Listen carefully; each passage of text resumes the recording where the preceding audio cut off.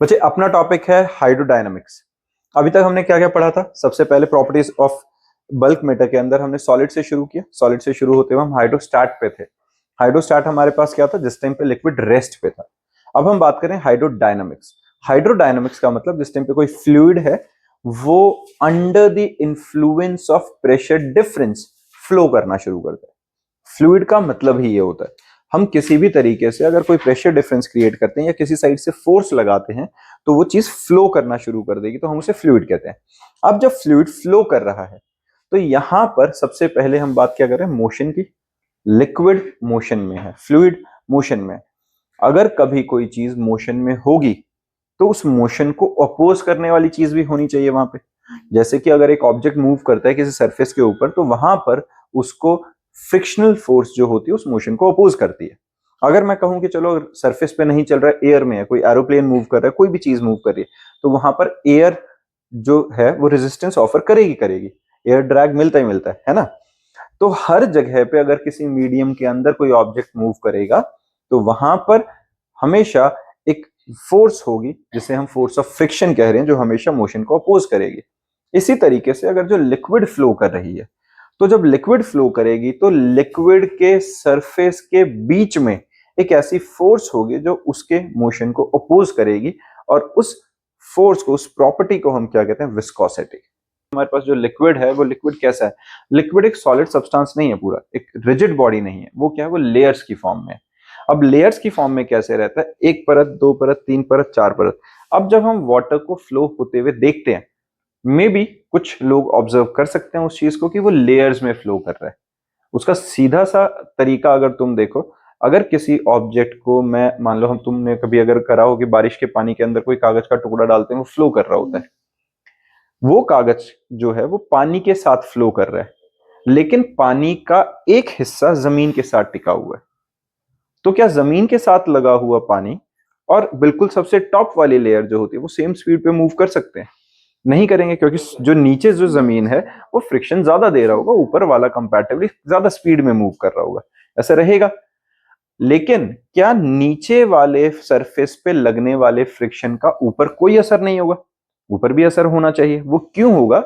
क्योंकि जो नीचे वाली लेयर है उसको मैक्सिमम फोर्स ऑफ फ्रिक्शन मिल रही है ग्राउंड से, और उसके ऊपर वाली जो लेयर है उसको नीचे वाली लेयर फ्रिक्शन दे रही है, फिर ऊपर वाली ऊपर वाले को, फिर ऊपर वाली। क्योंकि एक लेयर के ऊपर लेयर बनता जाएगा तो वो फ्लूइड बनेगा, और हर लेयर एक दूसरे के बीच में, क्योंकि फोर्स ऑफ फ्रिक्शन होता कब है? जब दो सरफेस कांटेक्ट में होते हैं। तो अगर एक लेयर का सरफेस दूसरे सरफेस के साथ कांटेक्ट में है तो वहां पर एक फोर्स ऑफ फ्रिक्शन आएगी, और जो फ्लूइड्स के बीच में फ्रिक्शन आएगी उसी को हम विस्कोसिटी कह रहे हैं। कंसेप्ट समझ में आ रहा है तुम्हें? लेयर्स वाला फंडा समझ में आ गया? चलो टॉपिक शुरू करते हैं। तो हमारे पास जब हम विस्कोसिटी की बात कर रहे हैं बच्चे यहाँ पे, तो हमारे पास विस्कोसिटी क्या रहती है? देखो, हमारे पास विस्कोसिटी है, it is the property of a fluid by virtue of which an internal frictional force comes into play when the fluid is in motion in the form of layers having relative motion. It opposes the relative motion of the different layers. बात समझ में आ गई? ये clear है? Viscosity is also called as fluid friction or viscous drag of fluid because it opposes the motion of the different layer of fluids. Sorted. अब यहाँ इस diagram पे जरा ध्यान देना। इस डायग्राम के अंदर हमने क्या किया हुआ, मैंने सेम जो अभी एग्जांपल दिया था बारिश के पानी वाला या किसी भी जो लिक्विड है उसके फ्लो होते हुए का, नीचे की साइड हमारे पास क्या बचा? Fixed plate. यहां पर लिक्विड की डिफरेंट डिफरेंट लेयर्स आ गई हैं। ये सारी लेयर्स आगे की तरफ फ्लो कर रही हैं। नीचे वाली जो लेयर होगी जो क्लोजेस्ट टू फिक्स्ड प्लेट है उसको मैक्सिमम फोर्स ऑफ फ्रिक्शन मिल रहा होगा इस फिक्स्ड प्लेट की वजह से। लेकिन ये लेयर, ऊपर वाली लेयर, ऊपर वाली, फिर ऐसे आगे आगे आगे आगे फोर्स ऑफ फ्रिक्शन विस्कोसिटी की वजह से ज्यादा जा रहा होगा ऊपर। लेकिन ये मैक्सिमम फ्रिक्शन मिल रहा है तो सबसे स्लो चल रही होगी लेयर। ऊपर जाते जाते कंपैरेटिवली फ्रिक्शन की वैल्यू घटती जाएगी, रिलेटिव मोशन बढ़ता जाएगा, और ये वाली ऊपर वाली लेयर सबसे तेज चलती हुई दिखेगी। बात समझ में आई है? तो ये एग्जैक्टली ऐसे है कि अगर हमारे पास वाटर इस तरीके से है तो नीचे वाले पे फोर्स ऑफ फ्रिक्शन ज्यादा लगने की वजह से अपर लेयर इस तरीके से मूव कर रही होगी। बिल्कुल किस तरीके से? टेंजेंशियल डायरेक्शन में। ऐसा कुछ हमने सॉलिड्स के अंदर भी पढ़ा था जब हमने शेयर स्ट्रेन के बारे में बात करी थी। याद आई है ये बात? पता चला शेयर स्ट्रेन क्या थी हमारे पास? जैसे अपने पास ये बुक है, अगर अगर इसके ऊपर टेंजेंशियल डायरेक्शन में फोर्स लगाती है तो ये हल्की सी आगे की तरफ ऐसे बन जाएगी, जो कि एक रेक्टेंगुलर शेप में है, क्यूबॉइडल शेप में है, वो पैरेललोपिपेड की फॉर्म में आ जाती है। तो ये क्यों? क्योंकि फोर्स टेंजेंट डायरेक्शन में लग रही है। किसी को इसमें दिक्कत? ये बात समझ में आ गई है सबको? अब इसके अंदर हमारे पास देखो, हम क्या अज्यूम कर रहे हैं, साथ के साथ लिखते चलेंगे बच्चा। Let A be the area of fluid in contact with the fix plate. A क्या है? Area in contact with the fix plate. किसका एरिया? हमारे पास जो लिक्विड है उसके बारे में बात करें, या फिक्स प्लेट का एरिया होगा, सेम रहने वाला है। एफ हमारे पास क्या है? Tangential force to move the upper plate with the constant velocity v। अब यहां पर ये अपर प्लेट क्या बचा? इमेजिनरी प्लेट है एक तरह से ना ये, क्योंकि फ्लूइड की प्लेट है ये। अब ऊपर वाली प्लेट को अगर हम धक्का दे रहे हैं तो टेंजेंशियल डायरेक्शन में लिक्विड को मूव करेगी, और उसी टेंजेंशियल फोर्स के अंडर लिक्विड है जो आगे को फ्लो करना शुरू करेगा। तो मैंने फोर्स कौन सी लगा दिया बच्चा? एफ, जिसकी वजह से वो v वेलोसिटी के साथ ऑब्जेक्ट मूव करना शुरू कर गया। अब इसमें अगर तुम डायग्राम पे ध्यान दो, यहां पर एक जो वैल्यूज गिवन है हमारे पास, ध्यान से देखना, इसमें अपने पास जो वैल्यूज हैं इसमें ये बी एफ दिख रहा है सबको, है ना? ये बी एफ वाला जो पार्ट है ये कितना है? इसका नाम हमने रखा हुआ है डेल्टा एक्स। ये क्या है हमारे पास? Delta X. अब डेल्टा एक्स का मतलब क्या है? देखो, अगर हम अपर लेयर को मूव करा रहे हैं तो under the influence of tangential force, जो अपर लेयर है थोड़ी सी बेस लेयर से आगे निकल जानी चाहिए। तो ये जो एक्स्ट्रा बेस के रिस्पेक्ट में ये जो मूवमेंट आ रहा है, तो ये वाले वैल्यू को हम क्या कह रहे हैं? ये डेल्टा एक्स आ गया। डन है। किसके अंडर आ रही है? Under the influence of external force, जो टेंजेंशियल डायरेक्शन में लग रही थी, जिसकी वजह से अपर लेयर v वेलोसिटी के साथ मूव कर रही है। किसी को डायग्राम में इश्यू तो नहीं है? लॉजिक समझ में आ रहा है? तो अब हमारे पास देखो, bf की वैल्यू हमने क्या लिखी है? bf हमारे पास है डेल्टा x के इक्वल, और delta x is the extra displacement, जो कि किस वजह से? v वेलोसिटी की वजह से, डेल्टा टाइम t के अंदर। क्लियर है? ये बात समझ में आ गई है? तो हमारे पास स्मॉल डिस्प्लेसमेंट जो आई है delta x, it is equal to v into delta T. And during this period liquid has gone under shear strain. यही हो रहा है, जब लिक्विड ऊपर से नीचे, ऊपर से आगे की तरफ थोड़ा सा गया है तो शेयरिंग स्ट्रेस की वजह से शेयरिंग स्ट्रेन आई होगी वहां पे, और स्ट्रेन का फॉर्मूला हमारे पास क्या था बच्चा? It is equal to delta x by L. याद आया? ये बेसिकली हम tan थीटा की तरह ट्रीट कर रहे थे। तो हमारे पास जो परपेंडिकुलर और बेस, अगर यहाँ पे हम एंगल कंसीडर करते हैं तो tan थीटा की वैल्यू जो हमारे पास निकलती है वो क्या निकलती है इसके अंदर? अपने पास perpendicular by base, that is delta x by L. Clear है? ये वैल्यू हमारे पास delta x by L shear strain की आ गई है। Experimentally it was found that in a flowing liquid the stress is proportional to rate of change of strain और strain rate. क्या है ये? The stress is proportional to strain rate. Stress किसके proportional है? स्ट्रेन रेट के। Strain rate basically क्या हुआ? Rate of change of strain. Rate of change of strain का मतलब क्या होता है? Strain divided by time. जब भी हम रेट ऑफ टाइम करते हैं, रेट ऑफ चेंज करते हैं, यही करते हैं, strain with respect to small time delta T. तो अब एक बात बताओ बेटा, यहां पर जो delta x by delta T है, जो अपने पास delta x by delta T है, ये क्या होता है? ये तो वेलोसिटी हो गया, small displacement by time taken, velocity बना कि नहीं? तो यहां पर इसकी वैल्यू हमारे पास क्या आ गई है? Velocity by L. कोई दिक्कत? v बाय एल आ गया। तो शेयरिंग स्ट्रेस हमारे पास क्या मिल गई है? f बाय ए। किसी बच्चे को इसमें दिक्कत है? समझ में आया? ये होती है अपने पास शेयरिंग स्ट्रेस, पता है अपने को, force upon area. Rate of change of strain क्या है? v by L. तो अब कोफिशिएंट ऑफ विस्कोसिटी क्या होती है for the fluid? Is defined as the ratio of shearing stress to strain rate.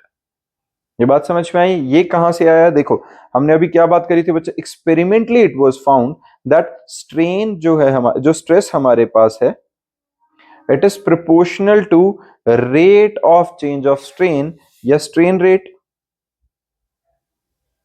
इसके प्रोपोर्शनल है। प्रोपोर्शनैलिटी का साइन हटाने के लिए हम कोफिशिएंट लगा सकते हैं, कांस्टेंट लगा सकते हैं। ये क्या है? Coefficient of viscosity. और अगर मैं कोफिशिएंट ऑफ विस्कोसिटी की वैल्यू यहां से निकालना चाहता हूं तो स्ट्रेन रेट को उधर डिवाइड कर देंगे, तो हमारे पास shearing stress by strain rate viscosity के इक्वल आ जाएगा कि नहीं? ये बात समझ में आई है? तो coefficient of viscosity for the fluid is defined as the ratio of shearing stress to strain rate. किसी को दिक्कत है इसमें? पक्की बात है, वैल्यू डालते हैं। अब देखो स्ट्रेस कितना था, फोर्स अपॉन एरिया, स्ट्रेन कितना था, V बाई एल था। साथ में नोट डाउन कर रहे हो, क्लियरली पता भी चल रहा है कि हमारे पास जो delta x by delta T को हमने V डाला, V बाई एल हमारे पास आ गया था रेट ऑफ स्ट्रेन, और स्ट्रेस आया था F अपॉन ए, दोनों को वैल्यू सब्स्टिट्यूट कर दी हमने। अब जैसे मैं तुम्हें समझा रहा था कि पानी लेयर्स में मूव कर रहा है, तो अगर पानी लेयर्स में मूव कर रहा है तो जैसे जैसे मैं एक हाइट पे जाता जाऊंगा, मान लेते हैं एक लेयर और दूसरी लेयर के बीच में डेल्टा एक्स का हाइट डिफरेंस है, तो इनकी वेलोसिटी में नीचे वाली v वेलोसिटी से होगी तो ऊपर वाली v प्लस dv होगी। जितना जितना हम हाइट में ऊपर जाते जाएंगे उतना उतना वेलोसिटी में इंक्रीज आता जाएगा। तो हमारे पास अगर ये वेलोसिटी v है तो ऊपर वाली v प्लस dv आ गई, इसमें किसी को दिक्कत नहीं है ना। तो ये लेयर्स के अंदर अगर मूव कर रहा है, तो अगर हम यहां बात करते हैं increase in velocity with respect to difference in the layers, change in velocity with respect to distance in the layers is known as velocity gradient. वो क्या कहलाता है, वेलोसिटी ग्रेडियंट। तो हमारे पास dv हमने क्या बोला बच्चा, difference in the velocity of two layers of moving liquid at the distance of dx apart, then v by L, v क्या है हमारे पास, जो एक वेलोसिटी थी लिक्विड की, l हमारे पास टोटल डेप्थ थी जो लिक्विड की, it is equal to dv by dx। इनका रेशियो जो रहेगा हमेशा इक्वल रहने वाला है। किस किस का, वापस से मैं बता रहा हूं, जैसे कि हमारे पास, मैं एक बार ड्रॉ कर रहा हूं, साथ में इन्वॉल्व रहना बच्चे इस चीज में। अगर हमारे पास ये v वेलोसिटी के साथ लिक्विड मूव कर रहा है, यहां पर हमारे पास ये क्या थी, l डेप्थ थी, तो हमारे पास v वेलोसिटी और l डेप्थ का रेशियो इक्वल रहेगा। अगर मान लो इससे ऊपर एक और लेयर है जिसकी वेलोसिटी कितनी है, v प्लस dv, और इनके बीच का डिस्टेंस कितना है, x, तो ये जो dv बाई dx के इक्वल होगा, ये रेशियो सेम रहने वाला है। क्लियर है, ये बात समझ में आई? और इसको हम dv बाई dx को क्या कहते हैं, वेलोसिटी ग्रेडियंट। समझ में आई है ये बात, क्लियर है ये? ठीक है ना बच्चा? तो वेलोसिटी ग्रेडियंट याद रखेंगे, dv बाई dx या v बाई l के रेशियो के इक्वल रहेगा, and it is equal to velocity gradient between the two layers of the liquid. अब ईटा का फॉर्मूला क्या था, f by a v by l, ये था f by a upon v by l, stress by strain, यही था। तो जो स्ट्रेन की वैल्यू v बाई l थी उसको मैं dv बाई dx से रिप्लेस कर सकता हूं। ये बात समझ में आ गई? तो अब अगर a की वैल्यू 1 हो जाए, अगर जो a है ये हमारा एरिया जो है वो 1 हो जाए अपने पास, तो dv बाई dx भी अगर 1 हो जाए तो सीधा सीधा हमारे पास जो कोफिशिएंट ऑफ फ्रिक्शन है वो फोर्स के इक्वल आ जाएगा, आएगा कि नहीं? तो इसी चीज को हम अब डेफिनेशन में यूज करने वाले हैं। एज पर द डेफिनेशन क्या रहने वाला, देखो हमारे पास क्या है, eta is equal to F आ गया। Thus, the coefficient of viscosity of a liquid is equal to the tangential force required to maintain a unit velocity gradient between two parallel layers of liquid each of area unit।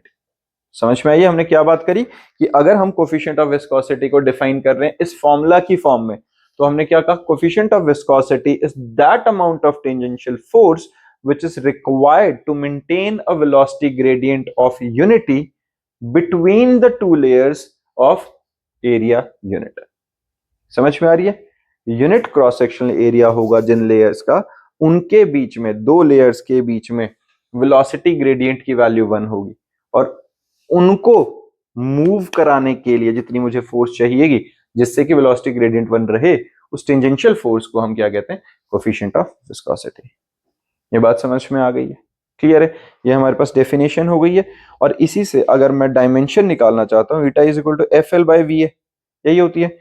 F की value क्या रहेगी, dimension क्या रहेगा, M L T minus 2, L क्या है, length है ना, F तो फोर्स था, वी क्या है बचा, एल टी माइनस 1, और ए क्या है, क्रॉस सेक्शनल एरिया, तो एल स्क्वायर आ गया सीधा सा, एरिया सिंप्लीफाई किया, M L minus 1 T minus 1, ये हमें डायमेंशन निकालना आना चाहिए। ये यूनिट्स एंड डायमेंशन के अंदर कोफिशिएंट ऑफ विस्कोसिटी शुरू में इंट्रोड्यूस कर दिया गया था, ये यहां से आया था अपने पास। क्लियर बात है बच्चे? ये फिर हमारे पास है units of coefficient of viscosity क्या रहेंगी, eta is equal to F by A dv by dx. F क्या है, न्यूटन, एरिया क्या है, metre square, dv by dx क्या आएगा, मीटर पर सेकेंड अपॉन मीटर। ऐसे ही रहेगा ना, क्योंकि dx क्या है, चेंज इन लेंथ, हाइट है बेसिकली। बेटा देखो ना, वैल्यू डाल दो सीधा, f की वैल्यू न्यूटन, a की value metre square, dv by dx क्या आएगा, मीटर पर सेकंड अपॉन मीटर, है ना, तो वो पर सेकंड बनेगा, ऊपर जाके वो सेकंड्स बन जाएगा। समझ में आई ये बात, ये क्लियर है? सीधी सीधी वैल्यू सब्स्टिट्यूट करिए, तो न्यूटन पर मीटर स्क्वायर सेकंड हमारे पास क्या आ गई है, इसकी यूनिट आ गई है। या फिर न्यूटन पर मीटर स्क्वायर सेकंड को हम पास्कल सेकंड भी लिख सकते हैं। पास्कल सेकंड कैसे लिख सकते हैं, जैसे हमारे पास न्यूटन पर मीटर स्क्वायर है, न्यूटन पर मीटर स्क्वायर क्या होता है, फोर्स पर यूनिट एरिया, वो तो प्रेशर होता है, प्रेशर की स्टैंडर्ड यूनिट क्या है, पास्कल्स, तो पास्कल्स इनटू सेकंड हमने इसकी यूनिट लिख दी है। किसी को दिक्कत इस चीज में, क्लियरली समझ में आ रहा है बच्चा? ऐसा यूनिट ऑफ ईटा क्या रहेगी, पॉइजलेस, जिसकी वैल्यू क्या है, न्यूटन पर मीटर स्क्वायर सेकंड या पास्कल सेकंड। ठीक है, ये पॉइजले जो है इसका, ये एसआई यूनिट है, ये याद रखेंगे सारे। ये जो हमने यूनिट डिराइव करी है बाकी सारे डिराइव्ड यूनिट है, एसआई यूनिट पॉइजले सारी है। पॉइजले की जो बेसिकली जो एब्रिविएशन है वो पीएल से रहेगा। Relative velocity of liquid, viscosity of liquid divided by viscosity of water. ठीक है, ये रिलेटिव विस्कोसिटी आ गई, सीधा सीधा वाटर के रिस्पेक्ट में जैसे हम डेंसिटी कंपेयर करते हैं वैसे ही हमने विस्कोसिटी कंपेयर कर ली है। कैसे बच्चे को इसमें परेशानी, ये बात समझ में आई है पक्का? ठीक है ना, इंपॉर्टेंट डेरिवेशन है, कंसेप्ट बहुत इंपॉर्टेंट है। देखो अब इसके बाद अपने पास एक आता है वर्ड टर्मिनल वेलोसिटी। अब टर्मिनल वेलोसिटी के कंसेप्ट को समझने से पहले एक सीधा सा एग्जांपल डिस्कस करते हैं।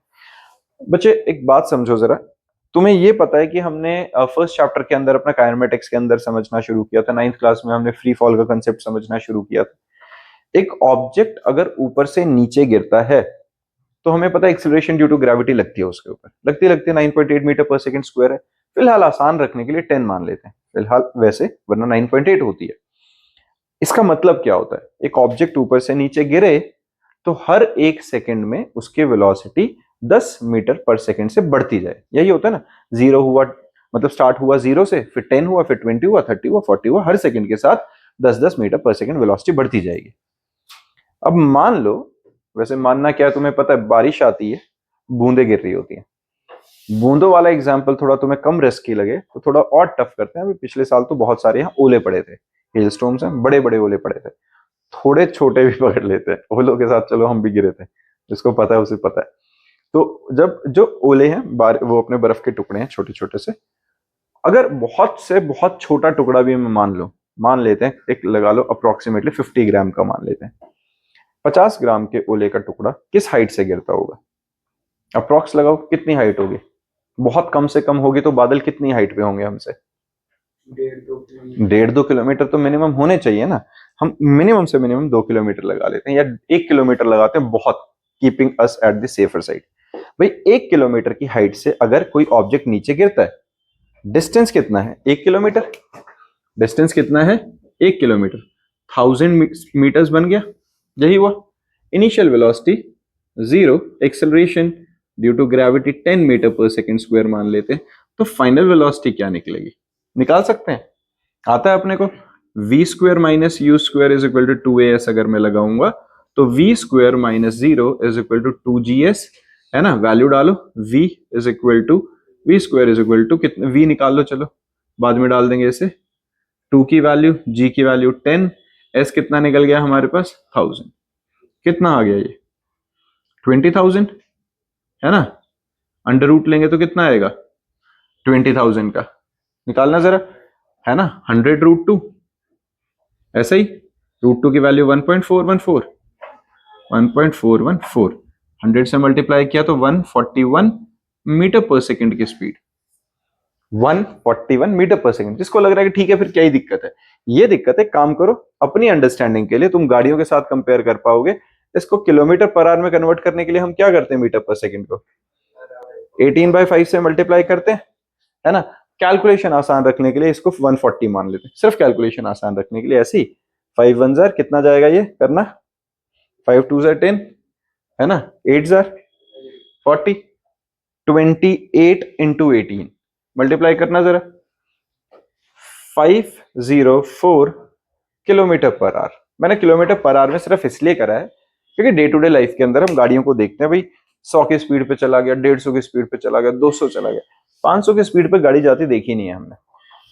अब अगर मैं बहुत छोटा सा सिर्फ 50 ग्राम का कोई टुकड़ा सॉलिड जो कि हार्ड सॉलिड है, मैं 504 किलोमीटर पर आवर की स्पीड से तुम्हें मार दूं तो खड्डा करके निकल जाएगा हर पर, है ना। अब हम कहते हैं नहीं नहीं ये तो सॉलिड था भाई, बहुत ज्यादा गड़बड़ है, इतने तो इसलिए नहीं मर रहे हैं क्योंकि हेल स्टॉर्म के आगे हम खड़े ही नहीं होते।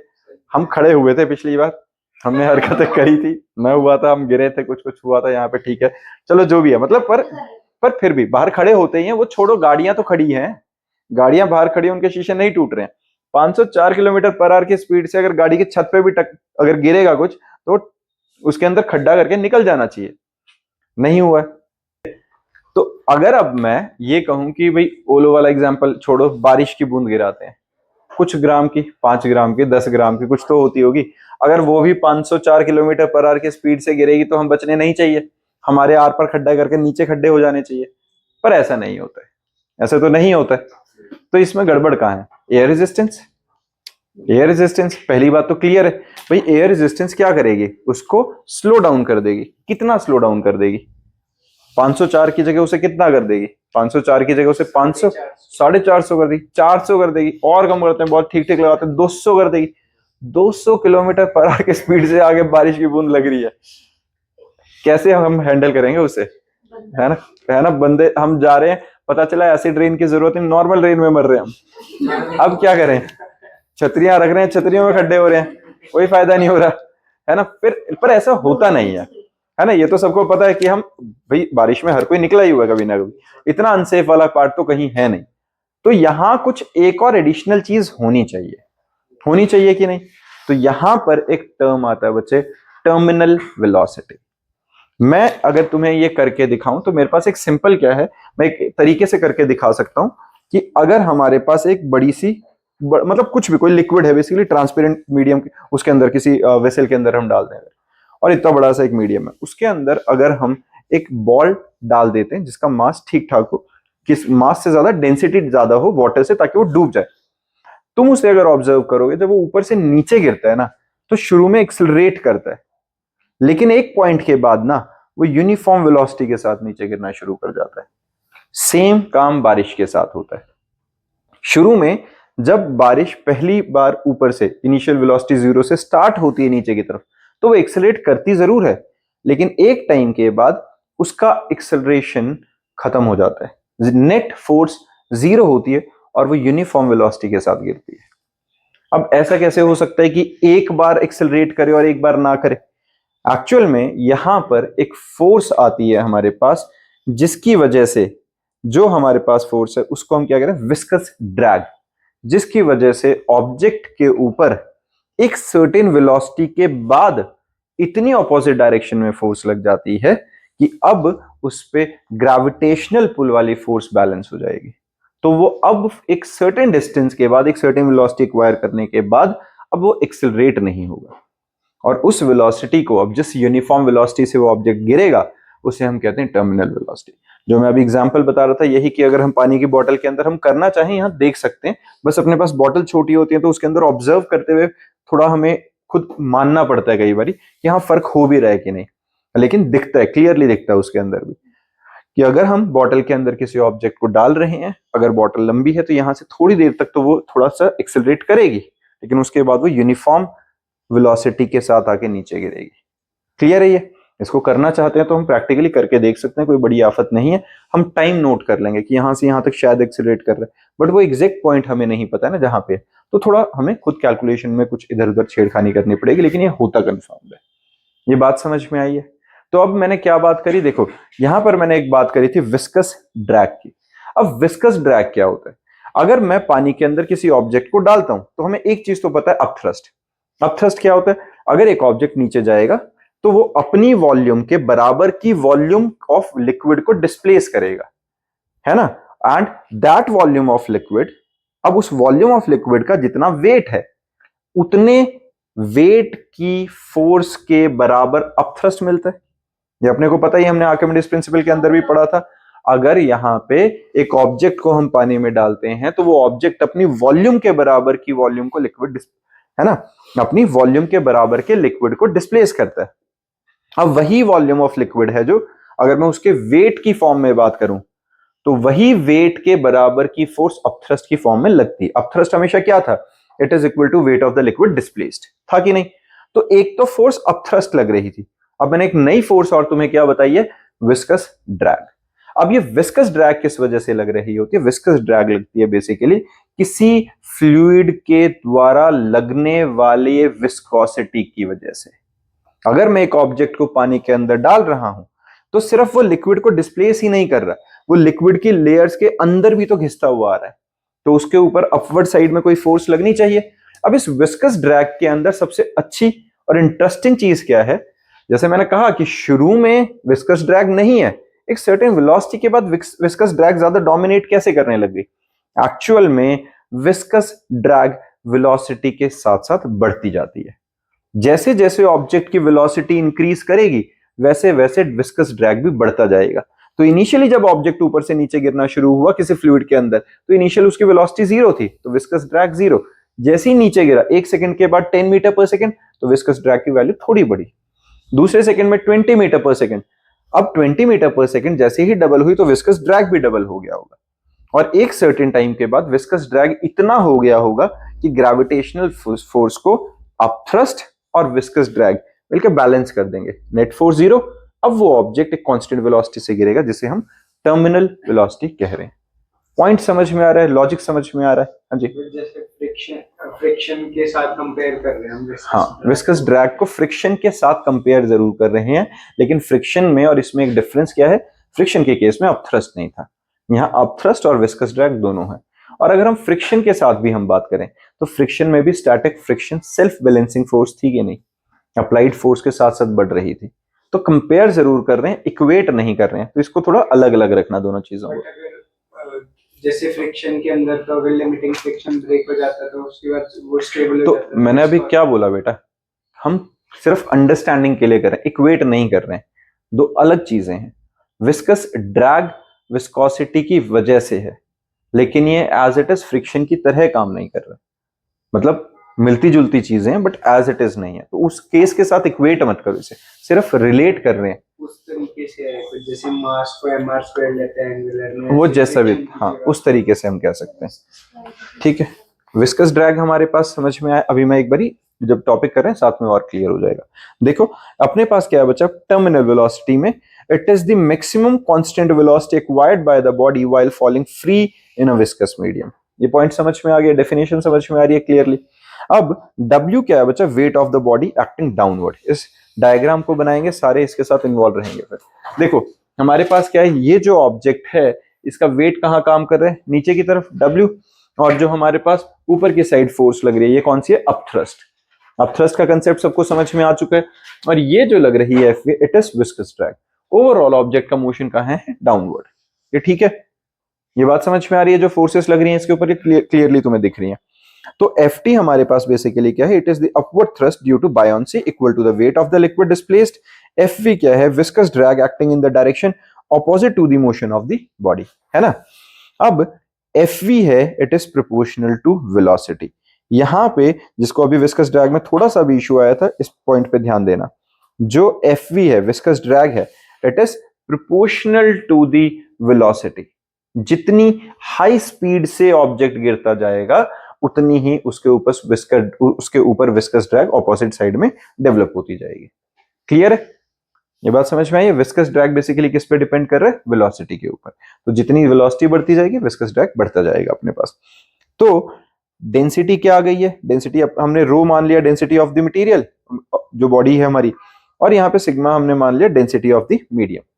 अब W है वॉल्यूम इंटू डेंसिटी इंटू जी, यही होता है फॉर्मूला, मास इंटू जी mg। m को हम क्या लिख सकते हैं, वॉल्यूम इंटू डेंसिटी।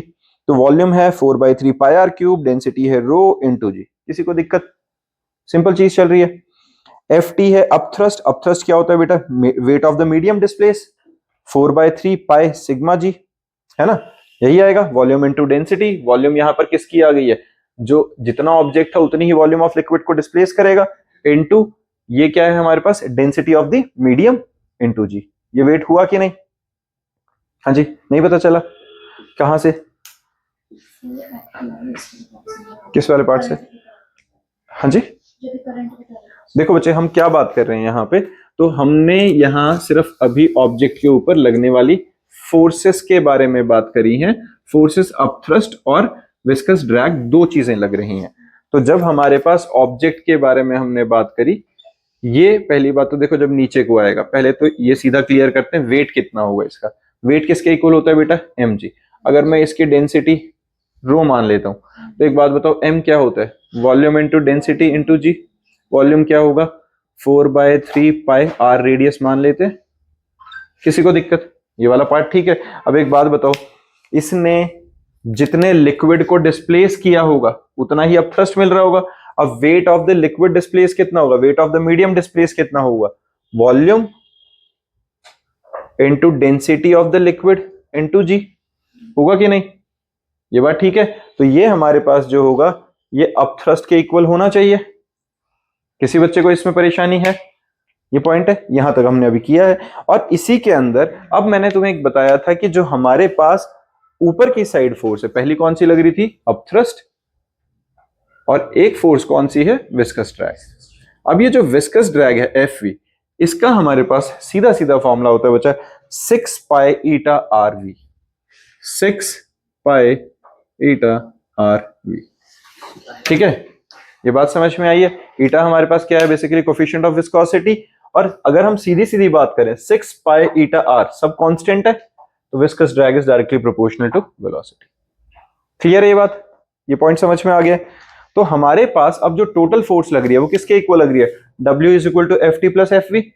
इक्वेट कर लें यहां से, W is equal to F T plus F V. दोनों की वैल्यू सब्सटीट्यूट करते हैं और वहां से हम वेलोसिटी निकाल लेते हैं। करो वैल्यू डालो बच्चा।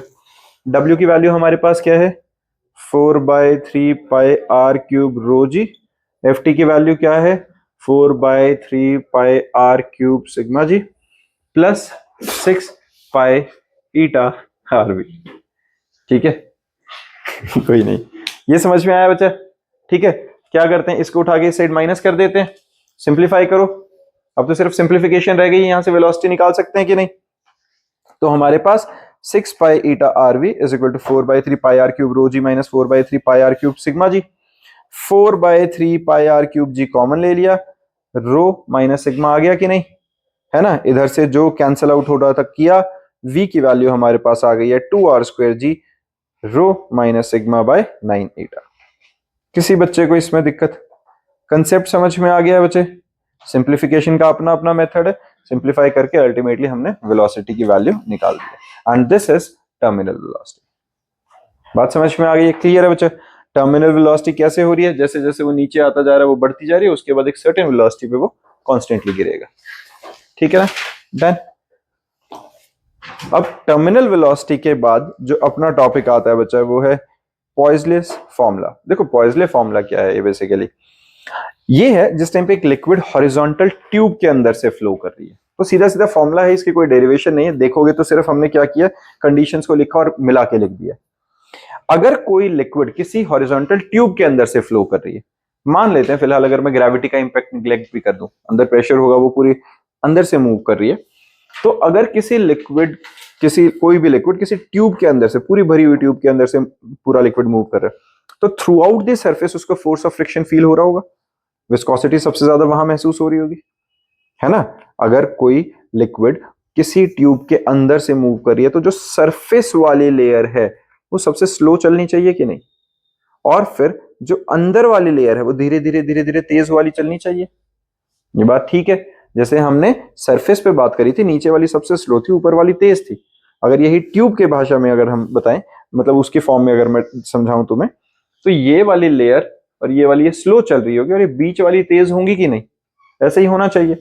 तो यहां पर इसी चीज को हम डिस्कस कर रहे हैं कि when a liquid flows through horizontal tube with a steady flow under some external pressure, the liquid moves in cylindrical layer.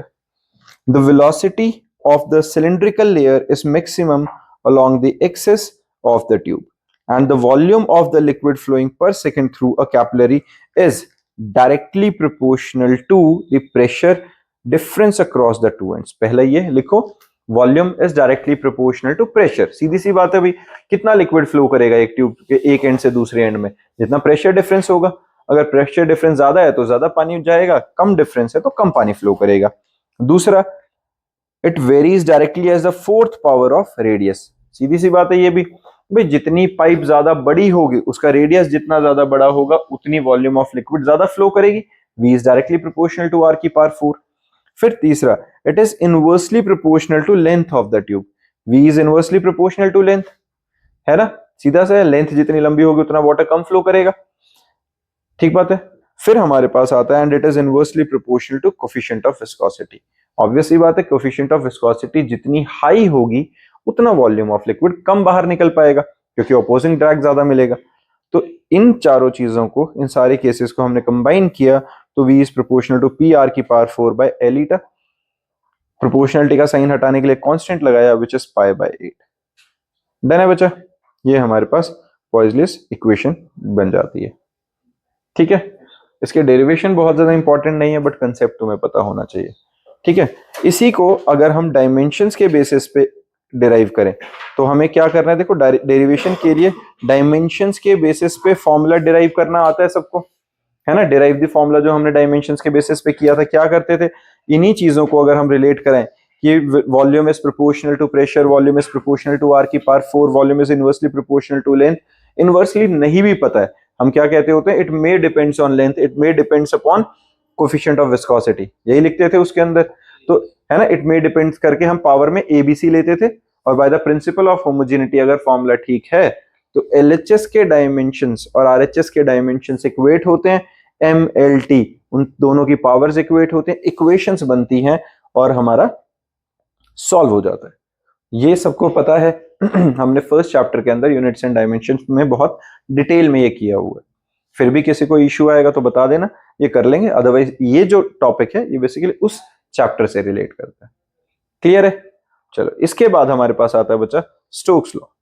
Stokes law के अकॉर्डिंगली क्या है, सेम ध्यान से देखो, ये हमने टर्मिनल वेलोसिटी के अंदर जो विस्कस ड्रैग है उसके लिए इस फॉर्मूला को अभी यूज किया था। ये हमारे पास क्या बचा स्टोक्स लॉ के accordingly, F is equal to 6 pi eta RV. F क्या है हमारे पास, upward dragging force acting on the small spherical body of radius r moving through a medium of coefficient of viscosity eta with the velocity v। Clear है।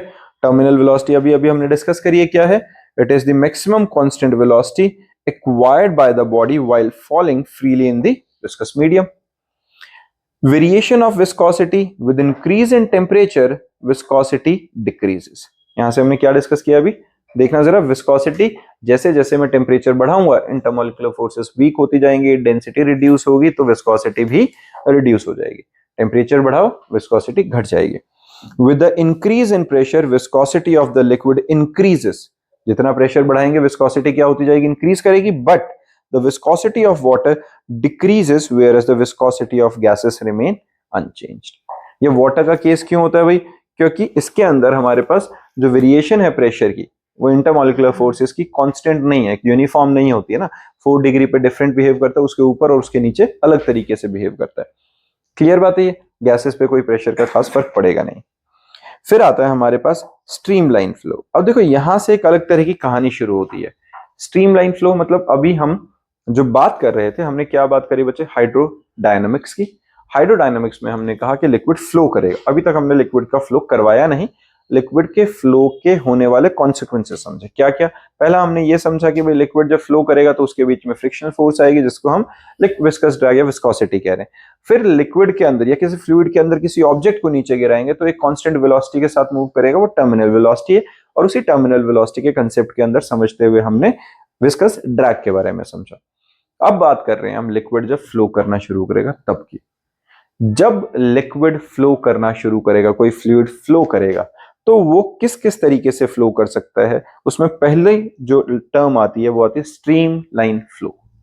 Stream line का मतलब क्या होता है, जिसके अंदर हर पार्टिकल अपने आगे वाले पार्टिकल के पाथ को एज इट इज फॉलो करेगा, कोई वेरिएशंस नहीं। स्ट्रीम लाइन की अगर तुम इंटरनेट पे वीडियो निकाल के देखो तो कैसे दिखता होता है, अगर किसी बॉटल से कहीं किसी भी जगह से स्ट्रीम लाइन फ्लो में पानी गिर रहा होगा तो हम उसको जज नहीं कर सकते कि वो सच्ची पानी गिर भी रहा है कि नहीं, हमें ऐसे लगता है जैसे बिल्कुल एक बस लाइन खींची हुई है और उसके अंदर कोई मोशन नहीं है, क्योंकि हर पार्टिकल अपने आगे वाले पार्टिकल को एज इट इज ट्रैक करता हुआ जा रहा है, ट्रेस करता हुआ जा रहा है उसके पाथ को।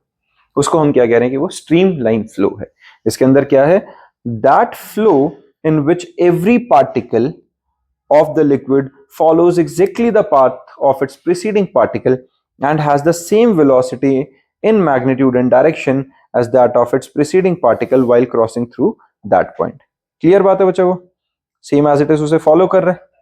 फिर यहीं पे एक टर्म आता है ट्यूब ऑफ फ्लो।